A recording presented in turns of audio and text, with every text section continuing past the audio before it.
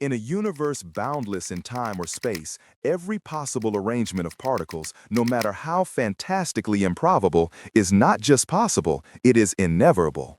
This statistical certainty gives rise to the most unsettling truth in all of cosmology.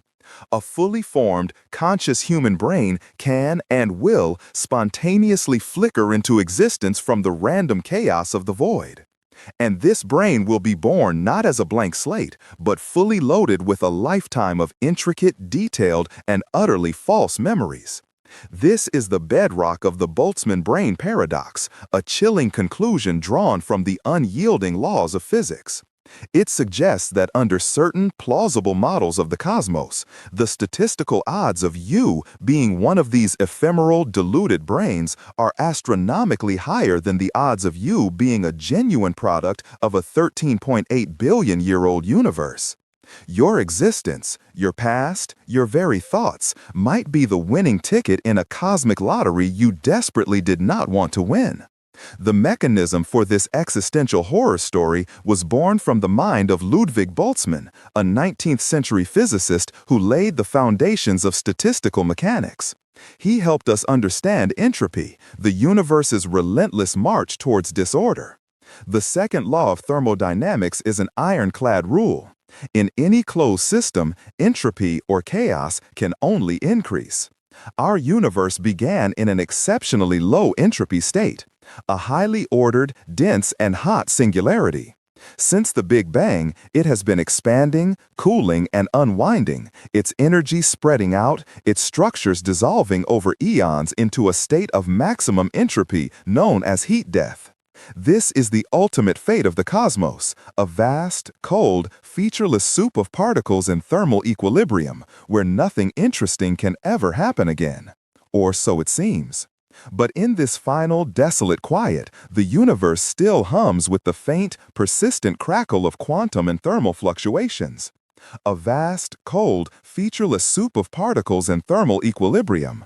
Even in a state of perfect chaos, by pure random chance, particles will occasionally jostle into more ordered configurations. Think of it like shaking a box of sand.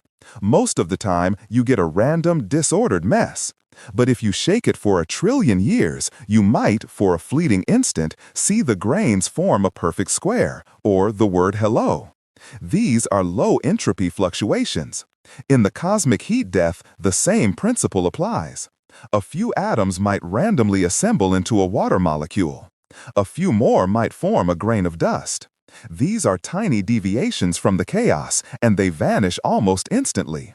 But given enough time, truly incomprehensible timescales, trillions upon trillions of years, or an infinite canvas of space as predicted by eternal inflation, larger, more complex structures become statistically certain. A rock, a spaceship. And most terrifyingly, the most complex, low-entropy object we know of for its size, a human brain.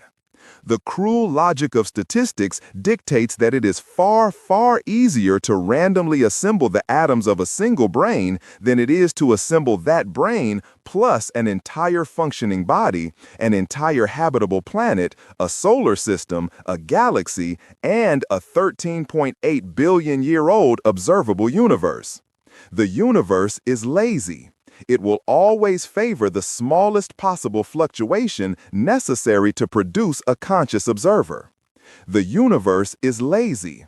It will always favor the smallest possible fluctuation necessary to produce a conscious observer. And that smallest possible fluctuation is you, alone in the void with a complete set of memories of your first day of school, of the taste of coffee this morning, of watching this very video, implanted as the most efficient way to create a momentary, coherent consciousness. The evidence for this nightmare is not a strange signal from a distant star or a crack in the fabric of space-time. The evidence is the cold, hard logic of the physics we already trust. It's a profound reductio ad absurdum, a line of reasoning that follows our best scientific theories to a conclusion that seems insane. If our models of an eternal or infinitely large universe are correct, and if the laws of statistical mechanics hold, then the vast, overwhelming majority of conscious observers in the cosmos should be these Boltzmann brains. We, with our perception of a vast, ancient, and orderly universe, would be the vanishingly rare exception. It's a paradox that strikes at the heart of our ability to reason about the cosmos. If we are likely to be a Boltzmann brain, then the very memories and logical processes we use to deduce the existence of Boltzmann brains are themselves fabrications. Science becomes an illusion, a ghost story told by a phantom to itself. If these fleeting, hallucinating minds are the statistical norm, what does that mean for the reality we painstakingly observe, measure, and cherish? How can we trust any scientific discovery when the theory itself predicts that the discoverer is almost certainly a delusion? Building on that statistical glitch, we arrive at the most profound implication. If the Boltzmann brain hypothesis is the default state of reality, then every artifact of human history, every star in our sky, and every memory in your mind is a complete and utter fabrication. The love for your family, the knowledge from your education, the physical sensation of the world around you, all of it could be nothing more than a fleeting, self-consistent quantum illusion. Your entire perceived reality would not be the grand culmination of cosmic evolution, but a temporary, random alignment of particles in an otherwise empty void. A brain that flickered into being a moment ago with a prepackaged narrative of a past that never, ever happened. This isn't just a philosophical puzzle. It's a direct assault on the foundations of cosmology and the very concept of time itself. This paradox poses a catastrophic threat to some of our most successful cosmological models, particularly the theory of cosmic inflation. Inflation theory elegantly explains why our universe is so flat and uniform, but many versions of it lead to eternal inflation, where pocket universes are constantly budding off, creating an infinite multiverse. This infinite expanse provides the perfect breeding ground for Boltzmann brains. In such a scenario, the number of spontaneously formed brains in the endless future heat death of all these universes would dwarf the number of normal observers like us who evolved through biological processes. When a theory predicts that we should be the anomaly, it becomes scientifically useless. It's a principle of mediocrity crisis. Science works because we assume we are typical observers. If our best theories predict that the typical observer is a disembodied brain having a momentary hallucination of a vast universe, then we have no reason to believe those theories. A direct assault on the foundations of cosmology and the very concept of time. Our scientific models would be actively predicting their own invalidity. Furthermore, this paradox shatters our understanding of the arrow of time. We perceive time as flowing in one direction, from the low-entropy past of the Big Bang towards a high-entropy future. This thermodynamic arrow of time is what allows for cause and effect, for memory, for the very process of evolution that supposedly created us. A Boltzmann brain inverts this. It is a spontaneous decrease in entropy, a tiny island of intricate order temporarily emerging from a sea of maximum chaos. Its memories point to a low-entropy past that didn't exist, and its immediate future is to dissolve back into the high-entropy soup from which it came. For such a being, the arrow of time is a mirage. If they dominate the census of cosmic observers, then our fundamental perception of a linear, causal timeline is not a feature of the universe, but a feature of a fleeting, pre-programmed delusion.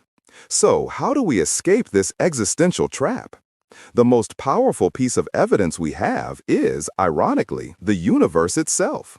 We look out and see a cosmos of staggering complexity and consistency. The universe appears stable, structured, and consistent with a long evolutionary history. We can see the cosmic microwave background radiation, the leftover heat from the Big Bang 13.8 billion years ago. We observe galaxies at different distances and therefore at different stages of their evolution, and it all fits a coherent story. This vast, ordered reality is an astronomically larger and more improbable fluctuation than a single brain. The fact that our observations are so deeply consistent with a long, complex history is a powerful argument that we are not the minimal, most probable type of observer. We appear to be part of the whole, extravagant, unlikely package. Cosmologists are therefore in a desperate race to kill the Boltzmann brain problem. They are searching for models of the universe that naturally produce vastly more normal observers than freak fluctuating ones. One promising avenue is the idea of vacuum instability. If our current vacuum state of space-time is not eternal, but will eventually decay into a different state, perhaps the universe ends before it has enough time to enter heat death and start churning out an infinite number of Boltzmann brains.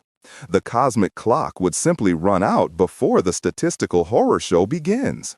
Other models seek to adjust the mechanics of eternal inflation to ensure that the regions that expand and form complex structures like our universe are overwhelmingly more common than the empty, decaying regions.